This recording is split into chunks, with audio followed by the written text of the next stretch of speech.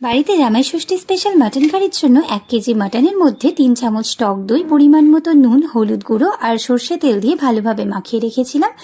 এরপর পেঁয়াজ, আদা, রসুন কেটে নিয়েছিলাম। টমেটো এখানে ব্যবহার করিনি।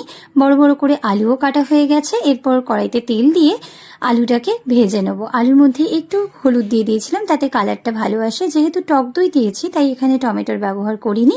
এরপর ওই একই তেলের মধ্যে গোটা গরম মশলা, 2টো তেজপাতা ফোড়ন দিয়ে দিয়েছি কুচিয়ে রাখা পেঁয়াজ। পেঁয়াজটা একটু ট্রান্সপারেন্ট হতে এর মধ্যে দিয়ে দিয়েছি আদা রসুন পেস্ট আর সামান্য হলুদ গুঁড়ো। তারপর দিয়ে দিয়েছি ম্যারিনেট করে রাখা মাটন। এরপর একে একে ধনে গুঁড়ো, জিরে গুঁড়ো, লঙ্কার গুঁড়ো, কাশ্মীরি লঙ্কার গুঁড়ো দিয়ে ভালোভাবে কষিয়ে এটাকে প্রেসারে দিয়ে দিয়েছিলাম। এরপর ভেজে রাখা আলু, কয়েকটা কাঁচা লঙ্কা আর পরিমাণ মতো গরম জল। তারপর ঢাকনা দিয়ে ঢেকে 5 থেকে 6টা সিটি মেরেছিলাম। যেহেতু এটা রেয়াজি খাসি ছিল তাই প্রচুর চর্বি ছিল আর প্রচুর তেলও হয়েছিল। আর এটা সার্ভ করেছিলাম গরম গরম ভাতের সাথে।